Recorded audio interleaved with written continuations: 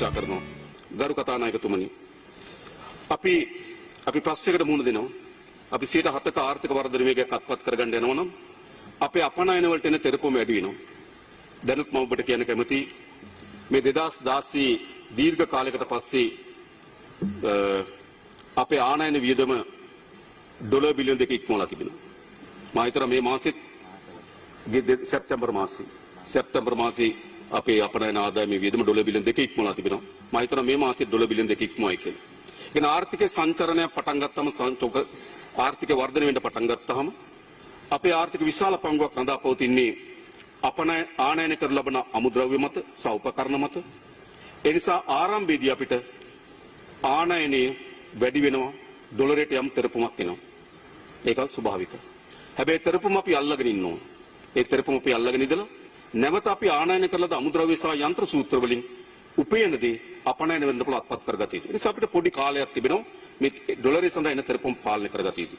ඒ සඳහා මම කියන්න කැමති අපි ශේෂ්ත්‍ර ගණනාවක වර්ධනයක් අත්පත් කරන් තිබෙනවා. අපි අපනයන ආදායම වැඩි කරගන්න මම ඔබට උදාහරණයකට කිව්වොත් 2024 සැප්තැම්බර් වල අපේ ආනයන වියදම ඩොලර් මිලියන 1646. 2025 අපේ සැප්තැම්බර් වල ආනයන වියදම ඩොලර් මිලියන 2049. ඒ කියන්නේ ගිය අවුරුද්දේ සැප්තැම්බර් මාසෙත් එක සංසන්දනය කළ බලනකොට මේ අවුරුද්දේ සැප්තැම්බර් මාසයේ ඩොලර් මිලියන 403කින් අපේ ආනයන වියදම වැඩි තිබෙනවා. මේකට අපි ඔරොත්තු දෙන්න ඕන. මේ අපිට තියෙන පොඩි ආර්ථික මේ තෙරපුමක් වෙන කලාපයක් තියෙන. ඒ කලාපය අපි පහු කරගන්න ඕන. අපි ඒකට සැලසුම සකස් කරමින් තිබෙනවා. ශ්‍රී ලංකාවේ ණය මට්ටම තිරසාර නොවන බවට ජාත්‍යන්තර මූල්‍ය අරමුදල 2022 වසරේ ප්‍රකාශ කර තිබුණා. ඒට ප්‍රධාන හේතු වූයේ වගකීම් විරහිත ප්‍රමුඛතාවයන් නොවන ව්‍යාපෘති වෙනින් ණය ලබා ගැනීම. අපි දන්නවා ණය අර්බුදයේ හේතුව. ලබාගත් ණය වලින් අවශ්‍යවත්කම් ජනිත නොකිරීමත්, අදාළ ව්‍යාපෘති අදාළ කාලයේදී නිම කිරීමට අසමත් වීමත්, ණය කළමනාකරණ විධිමත්තා ක්‍රම ප්‍රතිපත්ති රාමුව තුළ සිදු නොකිරීමත්. අපි ණය කළමනාකරණය තිබුණේ ආරම්භ කරන්නේ අවශ්‍ය ව්‍යාපෘති ආරම්භ කර පටන් ගත්ත කාලේ අපි අවසන් කරන්න අසමත් වුණා. මා පස්සේ ව්‍යාපෘති කීපයක් ගැන ඔබට කියන්න. මේ වන විට අප ණය තිරසරභාවය තහවුරු කිරීම සඳහා පැහැදිලි සැලැස්මක් විශේෂයෙන්ම රාජ්‍ය ණය කළමනාකරණ කාර්යාලය හරහා සකස් කරමින් පවතිනවා. අවසන් වීමට ආසන්න ණය ප්‍රතිවගත කිරීමේ ක්‍රියාවලිය සාර්වාර්ථික ස්ථාවරත්වය අත්පත් කර ගැනීමත් සඳහා අපගේ මැදිහත් වීමත් නිසා වෙළඳපොළ විශ්වාසයේ වේගින් වර්ධනය වී තිබෙනවා. එමෙන්ම ශ්‍රී ලංකාවේ නව ණය ශ්‍රේණිගත කිරීම ඉහළ නංව ඇති පසුබිමක ණය තිරසරභාවය අත්පත් කර ගැනීමේ දිශාවට පැහැදිලි මාවතක් ඔස්සේ ක්‍රමවත්ව ස්ථාවරව අපේ රජය ගමන් කරමින් තිබෙනවා. දල මූල්‍ය අවශ්‍යතාවය මධ්‍යකාලීන දලදේශ නිෂ්පාදිතයෙන් 13%කට වඩා අඩු මට්ටමක වාර්ෂික මධ්‍යම රජයේ විදේශ සේවා කරන දලදේශ නිෂ්පාදනයෙන් 4.5% නොඉක්මන මට්ටම පවත්වා ගැනීම ණය තිරසරභාවය තහවුරු කිරීම සඳහා එක් උපාය මාර්ගයක්. අපේ දේශීය නිෂ්පාදනයේ 13%කට වඩා අඩු මට්ටමක වාර්ෂික මධ්‍යම රජයේ විදේශ මුදල් ණය සේවකරණය සහ දල දේශීය නිෂ්පාදනයේ 4.5% නොඉක්මන මට්ටම පවත්වා ගැනීම ණය තිරසරභාවය තහවුරු කිරීම සඳහා එක් උපාය මාර්ගයක්. ඒ අනුව රාජ්‍ය මූල්‍ය තත්ත්වයේ සක්මත් වීමත් සමග දල දේශීය නිෂ්පාදිතයේ ප්‍රතිශතයක් ලෙස රාජ්‍ය ණය ක්‍රමානුකූලව අඩුවීමට පටන් අරගෙන තිබෙනවා. 2032 දී ළඟා කරගත යුතු ඉලක්කය වන 95% ආසන්නයට මේ වන විටත් ළඟා වෙමින් තිබෙනවා. අපිට ජාත්‍යන්තර බැඳීම් තිබෙන 2032 දී අපේ ණය ප්‍රතිශතය 95% බවට පත් කරගන්න දැන් අපි ආසන්නට ළඟා වෙමින් තිබෙනවා. මේ ප්‍රතිඵලය මත අපගේ ණය කළමනාකරණ උපාය මාර්ගය අනුව 2032 දී ණය අනුපාතයේ දලදේශ නිෂ්පාදිතයේ ප්‍රතිශතයක් ලෙස 90%කට වඩා අඩු වගයක තබා ගැනීමේ ඉලක්කය පහසුවෙන් ළඟා කරගන්න පුළුවන්. දැන් කවුරුත් මේ ණය ගෙවීම පිළිබඳ බීවිතු නැහැ එකල හැකි. 2028 වසරේදී ණය ගෙවීමට නොහැකියාවක් මතුවිය හැකි බවට පදනම් මිරිත මතයක් ඇතැම් පාර්ශ්වයන් විසින් සමාජගත කරමින් තිබෙනවා. මේක මම ටිකක් පැහැදිලි කරන්න ඕන. මොකද සෑම විටම මේ ආණ්ඩුව බිඳ වැටෙන බවත්, අර්බුදයක් ඇති වෙන බවත්, අගෝස්තු වල ජනාධිපතිවරයෙක් බිහි වෙන බවත්, දෙසැම්බර් වල තව ජනාධිපතිවරයෙක් බිහි වෙන බවත්, ලබන මාර්තු දක්වා අනිත් ජනාධිපතිවරයා කල් තැබූ බවත්, 28 දී කඩා වැටෙන බවත් විශාල ලෙස කියමින් තිබෙනවා. 28 දී අපි ණය ප්‍රතිවගත කරාට පසුව ණය ගෙවීම අපිට ආරම්භ කරන්න සිද්ධ වෙනවා. අපිට ණය ගෙවා ගන්න බැරි වේවිද? මම ඔබට පෙන්눔 කරන දත්ත විසින්. සැබෑ තත්ත්වය කුමක්ද? 2024 දී විදේශීය ණය සේවා කරන වෙනුවෙන් ඩොලර් මිලියන 1674ක් ගෙවා අවසන් කළා. අපි දැනුත් ණය ගෙවනවා බහුපාර්ශ්වීය ණය. 2024 දී අපි ගෙවලා තියෙන ඩොලර් මිලියන 1624ක් ගෙවා අවසන් කළා. 2025 වසරේදී විදේශීය ණය සේවා කරේ ඩොලර් මිලියන 2435ක් වුණා. අපි මේ අවුරුද්දේ විදේශීය ණය ගෙවීම ඩොලර් මිලියන 2435ක්. සැප්තැම්බර් 30 වන විට ඉන් ඩොලර් මිලියන 1948ක් ගෙවා අවසන්. මේ වසරේ දෙසැම්බර් 31 වන විට තවත් ඩොලර් මිලියන 487ක් ගෙවීමට සූදානම්. ඒ අනුව 2025 වසරේ විදේශීය ණය සේවා කරන ගෙවීම 2024ට සාපේක්ෂව ඩොලර් මිලියන 761ක වැඩිවීමක්. ඒ කියන්නේ ගිය අවුරුද්දට සාපේක්ෂව මේ අවුරුද්දේ අපේ විදේශ සේවා කරන්නේ ගෙවීම ඩොලර් මිලියන 761ක වැඩිවීම. ඒ කියන්නේ අපි දැන් තමත් 24ට සාපේක්ෂව 25 වැඩි පංගුවක් ගෙවලා තිබෙනවා. ගරු කතානායකතුමනි 2028 වසරේ අපි විසින් ගෙවිය යුතු විදේශ ණය සේවා කරන්නේ ඩොලර් මිලියන 3259ක් පමණයි. 2028 අපි ගෙවන්න ඕන 3259. එනම් 2025 වසරට සාපේක්ෂව ඩොලර් මිලියන 824ක වැඩිවීමක් පමණයි. මේ 25ට සාපේක්ෂව. 25 26 27 අවුරුදු දෙකක් තියෙනවා. හැබැයි ගිය අවුරුද්දට සාපේක්ෂව අපි මේ අවුරුද්ද 761ක ගෙවලා තියෙනවා. මේ අවුරුද්දට සාපේක්ෂව 28 ගෙවන්න තියෙන අපිට ඩොලර් මිලියන 824ක වැඩිවීමක් පමණයි. මේ ගෙවීමට අපිට හැකියාව තිබෙනවා. එබැවින් එවන සාවාද්‍ය ප්‍රචාරය මේ රටේ ජනතාව පිළිනොගන්නා බව මම විශ්වාස කරනවා. තව දුරටත් එපා. එයි අපි 2024ට සාපේක්ෂව අපේ විදේශීය ඉපීම් 2024 ඩොලර් මිලියන 19338යි සැප්තැම්බර් දක්වා මේ අවුරුද්දේ ඩොලර් මිලියන 21272යි. ඒ කියන්නේ ගිය අවුරුද්දට සාපේක්ෂව විදේශ ඉපීම් අපේ ඩොලර් මිලියන 1934කින් වැඩි වෙලා තිබෙනවා. ඒක අපිට මේ 760 ගෙවා ගන්න පුළුවන් වෙන්නේ. ඒ විතරක් නෙවෙයි. අපි වාහන වෙළඳපොළ විවෘත කරා. ඒක විවෘත කළ යුතුයි කොයි වෙලාවෙ. අවුරුදු 5ක් 6ක් වාගෙන හිටියේ. අපි විවෘත කරන තැන විශාල තෙරපුමක් වෙන බව. අපිට එම තෙරපුමක් ආවා.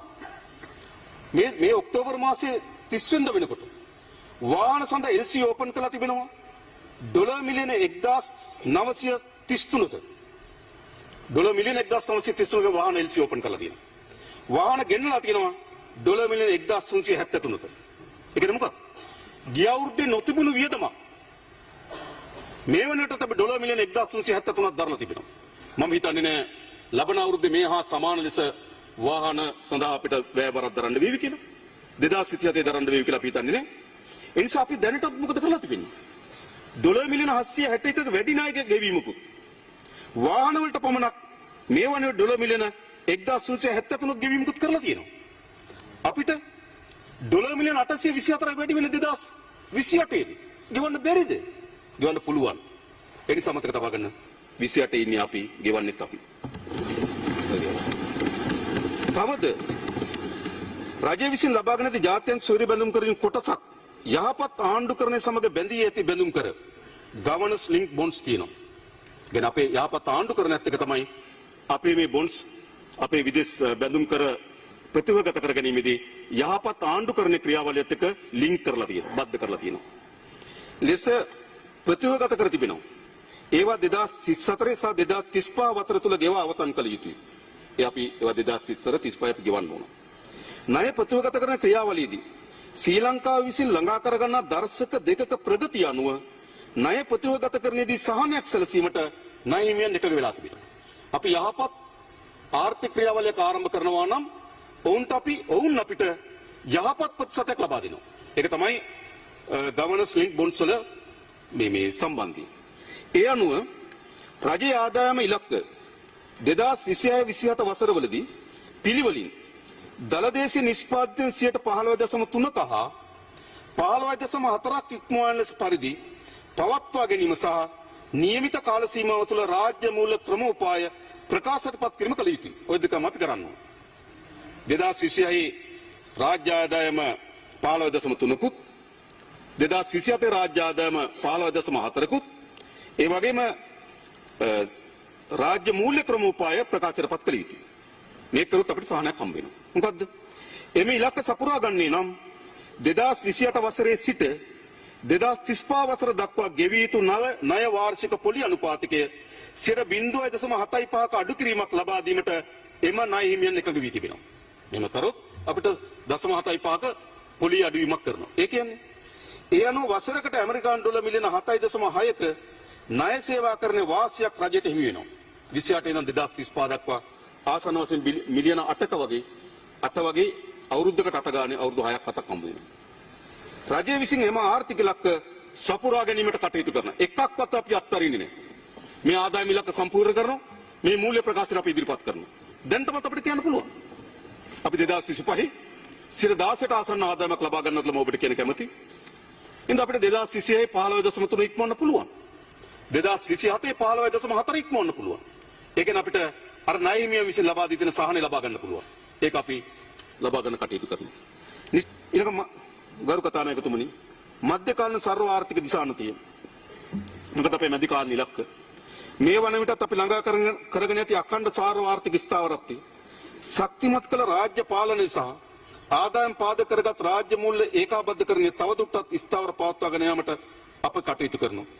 අපගේ ආර්ථික ශක්තිමත් තිරසාර සහ සැමට සමාන ප්‍රතිලාභ හිමවන වර්ධනයක් කරා විශ්වාසයෙන් යුතුව මෙහෙයවීම අපේ ඉලක්කයයි. අපි මධ්‍යකාලීන සිට 7ක් ඉක්මන ආර්ථික වර්ධනයක් වෙනුවෙන් කටයුතු කරනවා. හැබැයි සිට 7ක ආර්ථික වර්ධනයක් ලබා ගන්න නම් රාජ්‍ය ආයෝජන වැඩි වී යුතුයි. අපේ රාජ්‍ය ආයෝජන පසුගිය දවස් බැලුවොත් 2023 අපේ ජාතික නිෂ්පාදනයේ ප්‍රතිශතයකට රාජ්‍ය ආයෝජන 3.4යි. 2024 ප්‍රතිශතයකට 2.7යි. හැබැයි 2025 සිට 4කුත් 2026 සිට 4කුත් අපි අපේක්ෂා කරනවා. හැබැයි අපි හිතන්නේ නැහැ රාජ්‍ය ආයෝජන 4ක් තබාගෙන අපිට මේ 7 වර්ධනය අත්පත් කරගන්න බෑ. ඒ නිසා අපි ඉලක්කය වෙනවා පුනරාවර්තන වියදම් ක්‍රමානුකූලව අඩු කරමින් අපේ අයපේ වියදම් රාමුව ඇතුලේ ප්‍රාග්ධන වියදම් පංගුව වැඩි කරගත යුතුයි. ඒ නිසා මේ 4ක ප්‍රාග්ධන යෙදවීම 7ක ආර්ථික වර්ධනයක් ලබා ගැනීම සඳහා ප්‍රමාණවත් වෙන්නේ නැති බව අපි දන්නවා. ඒ නිසා අපේ ක්‍රමික ඉලක්කය තමයි 4 ඉක්මවා යන රාජ්‍ය ආයෝජනය කරේ අපි අවධානය යොමු කළ යුතුයි මැද කාලිනව. ඒක තමයි අපේ ඉලක්කය. මෙම ඉලක්කයන් සපුරා ගැනීම වෙනුවෙන් පළමු වසර තුල ශක්තිමත් පදනම සකස් කර තිබෙනවා. ඒ අනුව අපගේ ආර්ථික වර්ධන වේගය 2024 පළමු භාගය තුල පැවති 2024 පළමු භාගය තුල පැවති මුල් මාසයි 4.6 සිට 2025 වසරේ සමාන කාල පරිච්ඡේද තුලදී 4.8 දක්වා වැඩි වුණා. ගිය අවුරුද්ද සාපේක්ෂව ආර්ථික වර්ධන වේගය මුල් මාසයේ වැඩි වී තිබෙනවා. විරකියාව 2024 වසරේ පළමු කාර්යයේ පැවති 4.5ක සිට 2025 වසරේ පළමු කාර්යයේදී 3.8 දක්වා පහත වැටී තිබෙනවා. 2024 මුල් මාස 9 හා සසඳන විට 2025 මුල් මාස 9 තුල අත්පත් කරගත්තු වෙනස්කම් කියන්න. අපගේ බහන්ඩ අපනයන ඇමරිකන් ඩොලර් බිලියන 8.5 සිට ඇමරිකන් ඩොලර් බිලියන 9.1 දක්වා වැඩි වුණා. අපනයන වැඩි වුණා. සේවක ප්‍රේෂණ ඇමරිකන් ඩොලර් මිලියන 4.8 සිට ඇමරිකානු ඩොලර් බිලියන 5.8 දක්වා වැඩි වුණා. සංචාරක ඉපයීම් ඇමරිකානු ඩොලර් බිලියන 2.3 සිට ඇමරිකානු ඩොලර් බිලියන 2.5 දක්වා වැඩි වුණා. ආදායම හා ප්‍රදාන රුපියල් ට්‍රිලියන 2.9 සිට රුපියල් ට්‍රිලියන 3.8 දක්වා වැඩි වුණා. මේ අපගේ ඉලක්කයන්ට අභිභායම. ට්‍රිලියන 3.8කට මුල් මාස 9 අපේ ඒ කියන්නේ ගිය අවුරුද්දේ මුල් මාස 9 හා සංසන්දනය කළ බලනකොට බිලියන 900කින් රාජ්‍ය ආදායම වැඩි කරන් තිබෙනවා. කොතනද අර්බුදය තියෙන කියලා ඔයගොල්ලෝ කියන්නේ? ප්‍රාථමික ශේෂය රුපියල් ට්‍රිලියන 8 සිට කියන්නේ ගිය අවුරුද්දේ මුල් මාස 9 ප්‍රාථමික ශේෂය රුපියල් ට්‍රිලියන 0.8යි. මේ අවුරුද්දේ මුල් මාස 9 ප්‍රාථමික ශේෂය ට්‍රිලියන 1.5 දක්වා වැඩි වී තිබෙනවා. අපිට මුළු ප්‍රාථමික ශේෂය 2.3 පවත්වාගෙන යාම සඳහා අපි දෙසැම්බර් වෙනකොට තියාගන්න ඕනකම තිබුණේ රුපියල් බිලියන 750යි. අපි සැප්තැම්බර් වෙනකොට තියාගෙන තියෙනවා රුපියල් බිලියන 1500ක්. මේ ඉලක්ක අපි එතන මේ ආර්ථික හසුරුවමින් තිබෙනවා. ඊට වැදගත් සාධක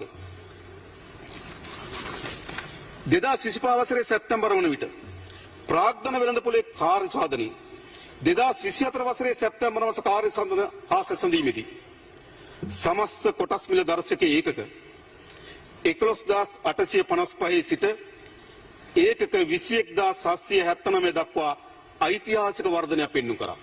සමහර අය ආයෝජක දාලේ කොටස් වෙළඳපොළ කඩා වැටි මා දන්නවා ඊයේ වගේ වෙනකොට මේ ඒකක 23000 බිමා තිබෙනවා. ලංකා ඉතිහාසයේ පළමු වතාව දිනපතා වාර්තා තබමින් තිබෙනවා. ආයෝජකයන්ගේ විශ්වාසය. කොට අපි කියන්නේ නැහැ කොටස් වෙළඳපොළ අපේ සමස්ත ආර්ථිකයේම පිළිබිඹුවක් කියලා. අපිට වැඩසටහන් ගොඩක් සකස් කරගන්න ඕන කොටස් වෙළඳපොළ අපි සාමාන්‍ය පොදු ජනයා සම්බන්ධ කර ඒසාලා අපි කොටස් ඒ කණ්ඩායමත් එක්ක සාකච්ඡා කරලා තිබෙනවා. තව අධ්‍යාපන වැඩසටහන් පුහුණු වැඩසටහන් මේ කොටස් වෙළඳපොළ තවත් ආර්ථික ලොකු පිළිබිඹුවක් බවට පත් කරගන්න ඕන. නමුත් සීමිත වුණත් සමස්ත ආර්ථික නොපෙන්නුවා. හැබැයි කොටස් වෙළඳපොළ එක් සාධකයක් අපේ රටේ ආර්ථික දිශානතිය පිළිබඳව මැනින්නේ.